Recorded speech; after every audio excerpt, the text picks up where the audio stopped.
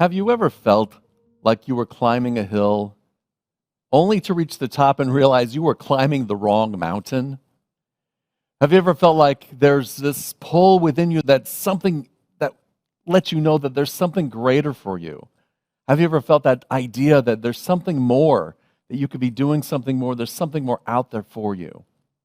Well, today we're going to talk about the idea of divine discontent. Within you, within each one of us, there is a pull. You might call it the pull of spirit, calling us higher, to that higher consciousness. I like to think of it as that radiant energy within, that Christ consciousness that Jesus talked about, that Christ within that's seeking to express itself more fully. That point within you that is pure, untouched, that is your spark of divinity, your higher consciousness, whatever words you want to wrap around it, there is within you that essence of your true self that's seeking to express itself, that's seeking to get out.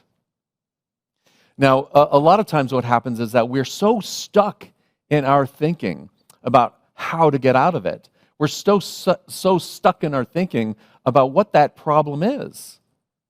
Right? Our ideas and our thoughts start to become the problem around it. That discontent portion of it is our human ego. It's our human consciousness that's struggling against, that's resisting that higher consciousness within us that's seeking to express. That discontent is our ego stuck on the lens of not enough, the lens of, I've got the problem. There's this problem in my life. There may be a problem in my work. There may be a problem in my relationships, a problem in my health. And we're so busy focusing on the problem that we're stuck in that sense of disconnect, and we don't ever let that expression to come out. It's like our imprisoned splendor is a term that Eric Butterworth liked to use. And that idea that within us, that consciousness that's seeking to express the allness as us is imprisoned in our own human consciousness.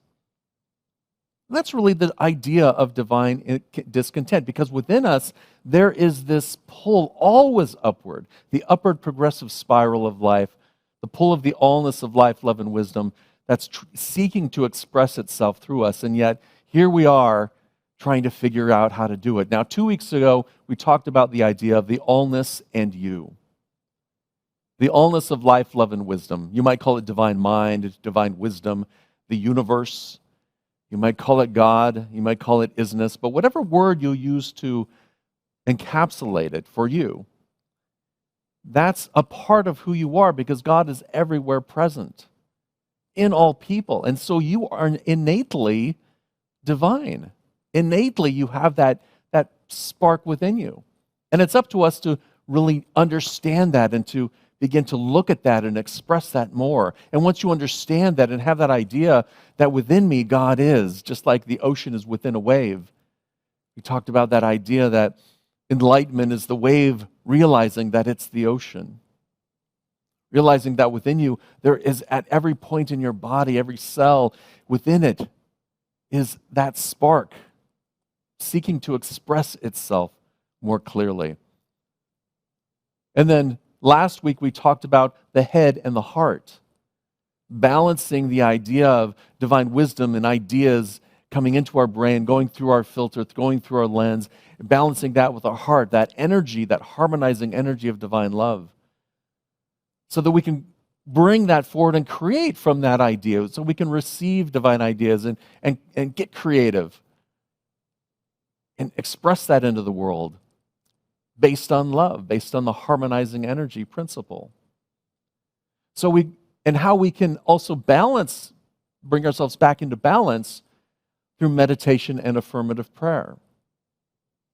So we have this idea, we've learned about that truth and we're starting to experiment with it.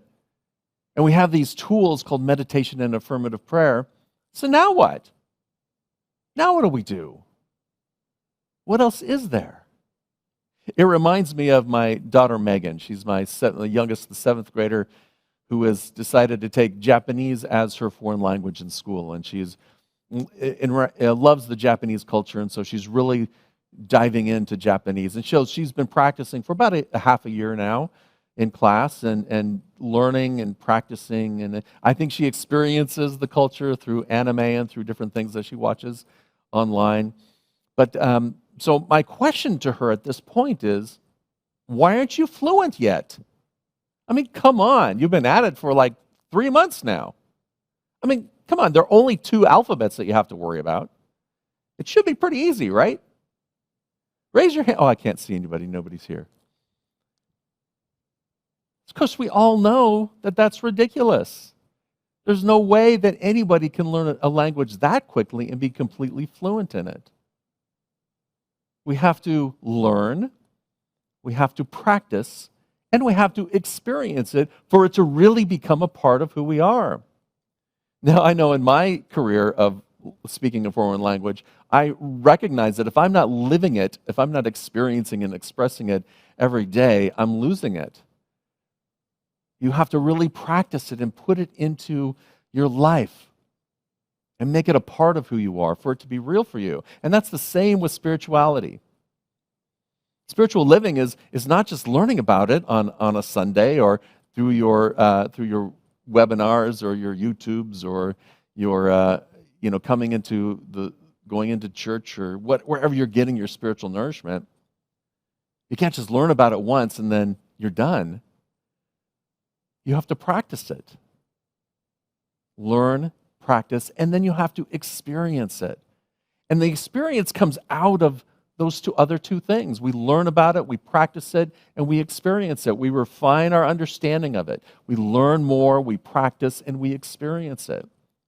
Spiritual living is an everyday thing, because if that true nature of you is that divine essence seeking to express itself, that's who you are, then you have to do it every moment of the day, every day. So the question is, how can we do that more when we're looking at it from the perspective of living everyday life, or the perspective of our goals, and the things that we want to accomplish, or the perspective of our jobs, our lack of jobs, our retirement, from our health, from our relationships.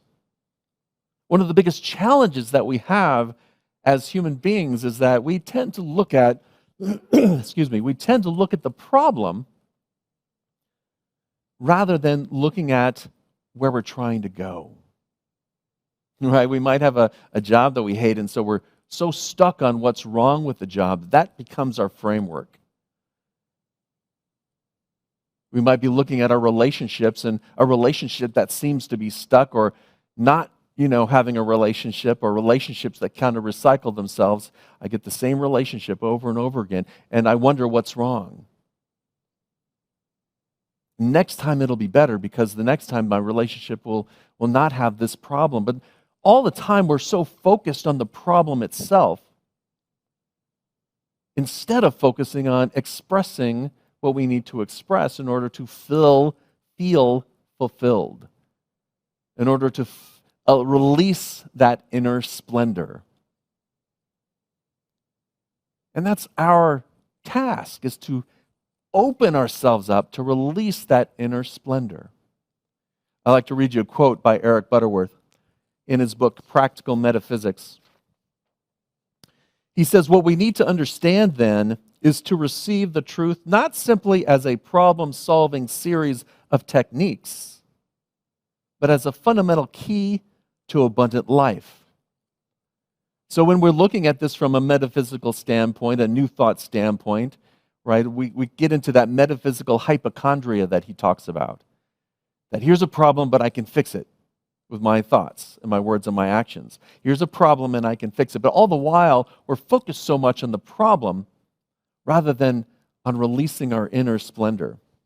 He continues by saying, "Take your mind off of the idea of making demonstrations in life and begin to assemble your thoughts in a deeper awareness of life." So often we're looking through that lens of, I've got to make this demonstration. I've got to make this happen. I've got to affirm it into existence. Or perhaps you're praying to somebody out there, something out there, to make it happen for me. But God can do no more for you than God can do through you. So it's going back to those principles of the allness in you and knowing that you have within you everything that you need already in order to be that which you are seeking to be, to express that inner splendor. That divine discontent is there for, I think, everybody, and we don't always know it. We don't always look at it as a divine discontent. It may just be discontent. I'm pretty unhappy with things, and I see no way out of it. We've given up. We've given up hope. We've given up our spiritual ideas of who we are. We've given up our spirituality altogether. We're simply going through life. And how is that working for you? There are times when that happens to all of us, I think. We get in that rut.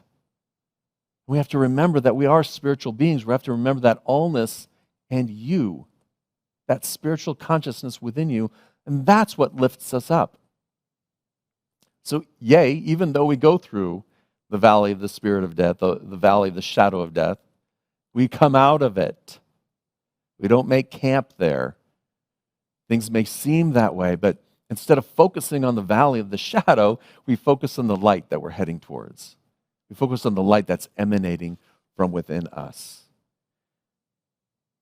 So instead of having our lens focused on the problem, we focus on the I am principle, the I am idea. I may be experiencing something. I may be experiencing something in my job, in my relationships, in my health. But that's not the truth of who I am. It's not the allness of me, it's simply an experience. And as I move my consciousness to the possibilities, not from the standpoint of I've got this problem and I need to fix it, but simply from the idea of moving back to that allness within you, that idea that's moving in and through you. Butterworth says, get yourself in tune with the dynamic spiritual process that takes care of itself.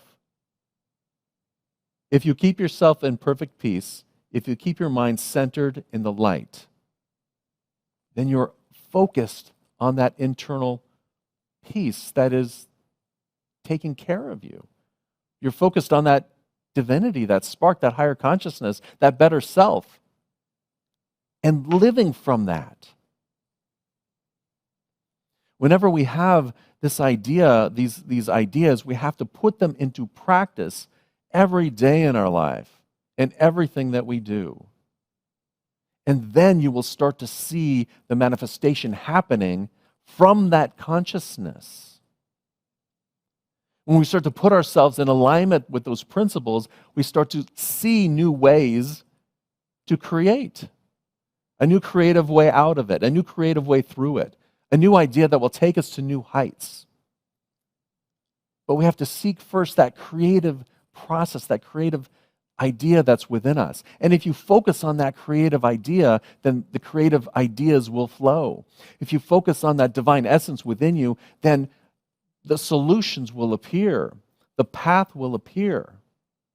The condition itself will no longer be your driving point, will no longer be that energy that's driving you. You'll be living more from that divine essence, even in the midst of whatever's happening. The process to learn, to practice, and to experience. The spiritual counterpart of that which your human consciousness is looking for, that spiritual counterpart is always present. You know, so often we're looking at our life and we have these goals that we want to accomplish. And we think once we achieve that or get that, then we're going to be happy. But once we get there, we realize, okay, here I am with it. And sooner or later, discontent's going to come in again. Because it's not the thing that you're looking for, not the achievement per se, but it's the feeling that you have within you. It's the raising of your consciousness as you go through the process. You may have a goal, and if you don't make the object of the goal your reason for being, but you make the process of living and expressing and achieving that and going on to even greater goals, then you're living in that flow of abundance. And the things that happen, the objects that happen, the conditions that happen in our life are not the object of our attention, but rather the expression of that divine energy and how we move through it and how we express it. So we may say, I need a job, for example. I have a job need. When you think about that, what comes to mind? Whatever your job is, and even if it's retirement, right? What's your need there? And often what we'll come up with is what's lacking. What's really hard in that situation? What's not working in that? Where are people up frustrated and not doing what I think they should be doing?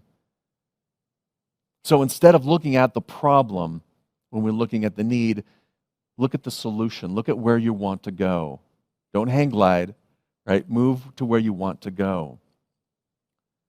So if you're have a job need, what can you do in this present moment, right now, to create that 90-day plan of how you're going to start that job? What are you going to do in the first 90 days from this point on? What are you going to do in the next 90 days to help you experience and do the things that you need to do? And how are you going to be in that experience of doing the things you need to do? Because it's all about being. It's about being that spiritual presence to everything that you do. And doing it in a way that is uplifting for you. So what are you going to do from this day in the next 90 days to do that job? Instead of focusing on the interview that you don't have yet, or the job description that you haven't done yet, or the fear that goes along with all of that. Yes, you need to create your resume. Yes, you need to apply to other jobs. And that's the courage it takes, and so often it's the fear that prevents us, that keeps us stuck on the problem, rather than focusing on the solution. So have the courage to say, here's my 90-day plan, and it starts today with my resume. And it starts today with starting to send that resume out and making the phone calls. And then it starts today with, here's my first day on the job. And here's what I'm going to do in the first 90 days to make myself a success. Without focusing on the object itself or the need itself, we're focusing on how you're being and how you're expressing all of that. Eric Butterworth says the great key to demonstration is not to find something out there in the universe that will give it to you, but to become aware that within yourself, you have the allness of universal flow. The key to demonstrating, allowing it to demonstrate itself as you. So then you're not really trying to make a demonstration, but you're letting the demonstration of life make you. Seek first that kingdom within and allow it to release and express your inner splendor.